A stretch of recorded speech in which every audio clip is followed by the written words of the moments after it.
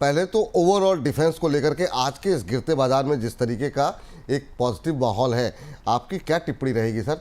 क्या ये profit book करने का टाइम है, या आपको लग रहा है कि यहाँ से रास्ते और खुलेंगे, क्योंकि भारत ने जिस तरीके का प्रदर्शन किया है अपने अलग अलग हथियारों के माध्यम से, आगे चल करके अंतर्राष्ट्रीय बाजार के अंदर उनकी डिमांड और बढ़ेगी? आपकी टिप्पणी क्या है डिफेंस को लेकर के अभी? तो देखिए, बिल्कुल जैसे मैं जो खुद की एनालिसिस है उसके बेसिस पे अगर मैं कुछ तर्क लगाने की कोशिश करूंगा तो मैं यही कहूंगा कि इस टाइप के जो सिचुएशन क्रिएट हो रहे हैं और अक्रॉस अक्रॉस ग्लोब अगर आप देखें तो ये सिचुएशंस ऐसी बनती जा रही हैं। तो हमें लगता है कि हर एक कंट्री अपने अपने डिफेंस एक्सपेंडिचर को बढ़ाएगा और उसका बेनिफिट नेचुरली इस सेक्टर को होगा। हमारे इधर आप देखें तो इनफैक्ट हम लोग तो ये सोच रहे हैं कि इसे नेट एक्सपोर्ट बेस्ड इंडस्ट्री बनाए। तो काफ़ी मैं कहूँगा कि आने वाले दिनों में, आने वाले महीनों में, आने वाले सालों में और भी स्पेंडिंग इस पर्टिकुलर सेक्टर के लिए बढ़ते हुए दिखेगी। और जितनी भी कंपनी अगर आप देखें तो हर एक कंपनी में एक यूनिकनेस है, हर एक कंपनी में एक अपनी मोनोपोली है, और हर एक कंपनी के जो प्रोडक्ट्स है वो काफ़ी निश है। तो मैं यही कहूंगा कि इन सब स्टॉक्स में आपको अगर इन्वेस्ट करना है, निवेश करना है, तो आप बिल्कुल कर सकते हैं। या तो आप ईटीएफ के बेसिस पे कीजिए, स्टॉक केसेस के बेसिस पे कीजिए, या तो अगर आप इंडिविजुअल स्टॉक्स लेना चाहते हो तो वो भी आप खरीद सकते हो। लेकिन आप लंबी अवधि का नजरिया रखें, क्योंकि क्या होता है कि जैसे ही एक सिचुएशन का मैं कहूंगा कि एंड होता है, उसके बाद उस सेक्टर में थोड़ी सी प्रॉफिट बुकिंग आती है और फिर जो इन्वेस्टर्स होते हैं वो थोड़े मायूस हो जाते हैं। तो अगर आप इन्वेस्ट कर रहे हो, अगर आप निवेश कर रहे हो, तो आपको लंबी अवधि का नजरिया रखना बहुत जरूरी है। और लंबी अवधि का नजरिया मैं यही कहूंगा कि 1 से 2 साल का कम से कम नजरिया रखें, तभी जाके आपको इसमें रिटर्न्स देखने मिलेंगे। बट करंट लेवल से बिल्कुल मैं कहूंगा कि बहुत सारी ऐसी कंपनीज हैं कि जिनके प्रोडक्ट्स काफ़ी अच्छे हैं और इनमें आप निवेश करके चल सकते हैं। स्पेसिफिकली अगर देखा जाए तो भारत इलेक्ट्रॉनिक्स है, भारत डायनेमिक्स है, हिंदुस्तान एरोनॉटिक्स है, या मजगांव डॉग है। सबके प्रोडक्ट्स अगर आप देखें तो जो भी बिजनेसेस है उनके, वो अलग अलग है, लेकिन बहुत ही मैं कहूँगा कि सक्षम है। जी। अब स्टॉक स्पेसिफिक अलग अलग कंपनियों के बारे में बातचीत करते हैं, ताकि जिन जिन दर्शकों की पोजीशन रहेगी वो उनके लिए भी एक आइडिया लग जाएगा। लेकिन इस बीच आर्ट्स कॉलेज के नाम से इन्होंने अपनी आईडी बनाई हुई है, कह रहे हैं अस्सलाम वालेकुम, एफआईज के साथ हम भी हैं सर, यही इन्वेस्टमेंट करने का सही मौका है, ऐसा हमारे ग्रुप को लगता है। काफ़ी दिनों से पैसे निकाले हम जा रहे थे, अब बढ़िया खरीदारी जारी है। चलिए, बहुत अच्छी बात है सर। लेकिन जरा अलग अलग सेक्टर्स और अलग अलग माफ़ कीजिएगा, अलग अलग शेयरों पे जरा बातचीत करते हैं। सर, बीते दिनों में के अंदर जो एक सबसे ज़बरदस्त रैली रही है और हम लगातार बात कर रहे हैं, वो रही है पारस डिफेंस के अंदर। हमारी फोकस ज़्यादातर पीएसयू पे था, लेकिन दो प्राइवेट प्लेयर्स ने काफ़ी शानदार परफॉर्म किया है। यहाँ पे सर टेक्निकल लेवल्स के आधार पर या फंडामेंटल लेवल के आधार पे क्या कमेंट रहेगा सर? 53% की रैली एक महीने में, अभी अपसाइड बाकी है, प्रॉफिट बुक कर लें, या फ्रेश एंट्री के लिए जो लोग तलाश रहे हैं उनको अभी दूरी रहनी चाहिए? क्या सलाह रहेगी आपकी? तो देखिए, वैसे डिफेंस के स्टॉक्स हमारे एक्टिव कवरेज में नहीं है, फंडामेंटल एक्टिव कवरेज में, एक्सेप्ट भारत इलेक्ट्रॉनिक्स। क्योंकि क्या है कि ये जब जितने भी स्टॉक्स हैं वो वैल्यूएशन टर्म्स में काफ़ी एक्सपेंसिव है, लेकिन टेक्निकली हम इसे काफ़ी क्लोजली ट्रैक करते हैं। और मोस्ट ऑफ द टाइम विपुल जी, हमने देखा है कि जो भी स्टॉक वैल्यूएशंस पैरामीटर्स में काफ़ी एक्सपेंसिव हो जाता है, उसे अगर आप टेक्निकली अगर समझने की कोशिश करते हो तो उसमें कई कई सारे ट्रेडिंग के मौके बनते हैं। पारस डिफेंस की अगर बात करें स्पेसिफिकली, तो ये स्टॉक तकरीबन 1500-1600 रुपए के करीब ट्रेड कर रहा था in the month of July 2024। और उधर से आप देखें तो एक आधा हो गया था स्टॉक, जब मार्केट में गिरावट आई थी 750 रुपये हो गया था। अब इसमें जाके तेजी बनी है। तो मैं यही कहूंगा कि हम जब 1500-1600 के करीब आ चुके हैं, तो इन लेवल्स पे आपको अपने इन्वेस्टमेंट्स के ऊपर प्रॉफिट बुक करना जरूरी है। अगर आपके पास पोजीशन अटकी है तो आप उसके एक्सपोजर को कम कीजिए, क्योंकि कई बार ऐसे होता है कि अपने लाइफ टाइम हाई के आसपास आने के बाद स्टॉक कंसोलिडेट करने लगता है, और वो काफ़ी बोरिंग समय होता है। तो अगर मार्केट 16, आई मीन टू से पारस डिफेंस अगर 1600 के लेवल्स को क्रॉस कर ले, तो मैं कहूँगा कि ये वापस एक अच्छा इन्वेस्टमेंट हो सकता है for the long run. But current levels पे मेरी राय यही रहेगी कि आपके लीवरेज पोजीशंस को या तो आपके इन्वेस्टमेंट्स को करंट लेवल से थोड़ा कम किया जाए। जी, ठीक है। डेटा पैटर्न सर, चार्ट्स क्या कह रहे हैं इसमें? यहाँ पर भी थोड़ा सा 38-40% के आसपास की रैली बीते एक महीने में रही है। आज इंट्राडे लेवल पे भी हम देख रहे हैं 2.5-3% की तेज़ी है। 2259 का लेवल देखने को मिल रहा है। करंट लेवल पे कोई गुंजाइश है यहाँ पर और ज़्यादा अपसाइड की? क्या सलाह रहेगी आपकी? तो देखिए, वैसे ये स्टॉक काफी वॉलेटाइल रहेगा और वॉलेटाइल रहा है पास्ट में भी। हमने मल्टीपल टाइम्स देखा है कि ये स्टॉक 2600 2650 के करीब आने के बाद इसमें एक प्रॉफिट बुकिंग आती है। और करंट लेवल्स में मैं कहूंगा कि इनफैक्ट 2100 2200 के रेंज में इसमें बाइंग भी इमर्ज होता है, और इस बार भी अच्छे करेक्शन के बाद इसमें वापस से हमें बाइंग की एक्टिविटी देखने मिल रही है, खरीदारी की एक्टिविटी देखने मिल रही है। तो करंट लेवल से तो मैं यही कहूंगा कि इसे हम जो भी पोजीशन है उसे होल्ड करें। अगर आपको फ्रेश लॉन्ग की पोजीशंस बनानी हो तो आप बना सकते हो। आपको 2100 का स्टॉप लॉस रखना पड़ेगा, लेकिन जो टारगेट्स रहेंगे वो 2650 के रहेंगे। जी, ठीक है सर। अगली कंपनी सर जिसमें आज मतलब ज़बरदस्त मूव है, और ये छोटी कंपनियां हैं जो कि अच्छा प्रदर्शन कर रही हैं। आइडिया फोर्ज सर, आज हम देख रहे हैं 16-17% ऊपर आ गया है, 450 का लेवल क्रॉस कर दिया है। इंट्राडे लेवल पे काफ़ी शानदार मूव। खबर शायद यहाँ पे कोई हो तो पता नहीं, लेकिन हाँ, आइडिया फोर्स के शेयर जो हैं जो है पे नतीजे आए हैं, और उस नतीजों के बाद ये रिकवरी देखने को मिल रही है। टिप्पणी क्या रहेगी सर आपकी खाली चार्ट्स पे अगर हम बात करें तो? बिल्कुल। तो देखिए, आइडिया फोर्ज में क्या खबर है मुझे भी नहीं पता, लेकिन अगर मैं जस्ट टेक्निकली अगर इसे समझने की कोशिश करता हूँ तो काफ़ी क्लियरली एक बात समझ में आती है कि ये स्टॉक पिछले 3 महीनों से 410 और 310 के रेंज में ट्रेड कर रहा था, कंसोलिडेट कर रहा था, और अभी उन लेवल्स को उसने क्रॉस किया है। बेस्ड ऑन इट्स फॉर्मेशन मुझे लगता है कि ये स्टॉक 600 रुपये तक जा सकता है, क्योंकि ये एक पुल बैक ट्रेंड में आ चुका है। 400 के लेवल्स को काफ़ी डिसिसिवली ब्रेक किया है। तो इसमें बने रहे और टारगेट्स रखे 600 रुपये के। जी, मुझे लगता है सर आज की इस रैली की वजह एक ये भी हो सकती है, क्योंकि कंपनी का जो मेन कामकाज है वो ड्रोन मैन्युफैक्चरिंग में है, और अभी तक जो है हम देख रहे हैं कि ड्रोन में जो है ड्रोन का इस्तेमाल काफ़ी ज़्यादा हो रहा है, भारत की तरफ से भी, पाकिस्तान की तरफ से भी।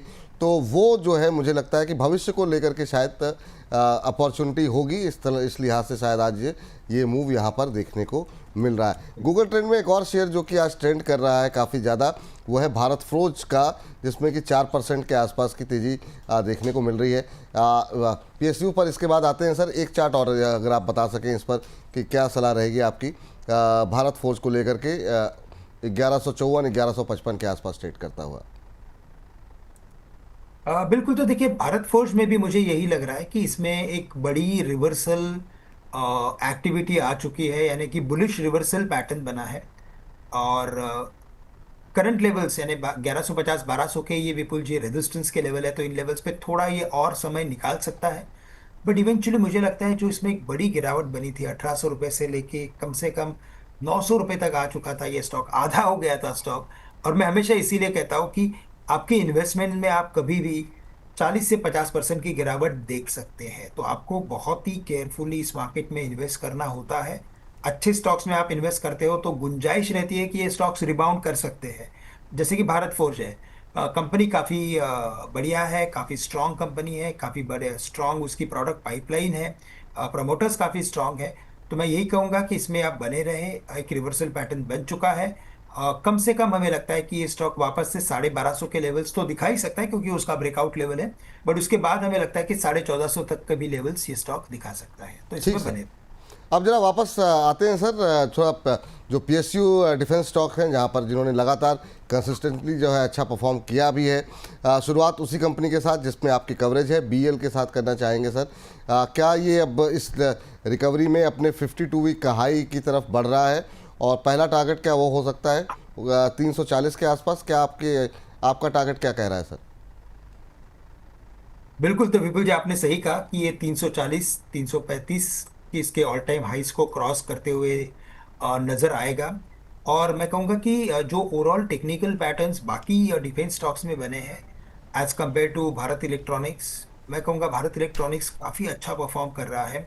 करेक्टिव पैटर्न भी काफ़ी लिमिटेड था, और अभी जब इसमें रिकवरी बनी है तो अच्छे करेक्टिव पैटर्न के रिवर्सल पैटर्न पे बना हुआ है। तो इवेंचुअली तो हमें लगता है कि स्टॉक 335 क्रॉस करते हुए एक बार 370 रुपये तक के भी लेवल्स दिखा सकता है। तो इसमें बने रहे। इनफैक्ट मैं तो कहूंगा कि अगर कोई भी गिरावट बिकॉज ऑफ एनी रीजन अगर आती है तो इसमें और आप निवेश बढ़ा सकते हैं। और आप निवेश बढ़ा सकते हैं अगर कोई गिरावट बीएल के अंदर देखने को मिलती है तो। 370 तक के टारगेट निकल के आ रहे हैं। पहला टारगेट 335 का श्रीकांत जी की तरफ से बताया गया है। अच्छा, अच्छी उड़ान भर रहा है सर लगातार, जो है अब 4500 का लेवल इसने क्रॉस किया है। हालांकि अभी भी अपने 52 वीक हाई से काफ़ी दूर है। क्या एक्सपेक्टेशन है सर यहाँ पे एचएल को लेकर के? काफ़ी ऑर्डर फ्लो रहे हैं। अभी चार्ट्स क्या कुछ कह रहे हैं एचएल के सर आपको? बिल्कुल।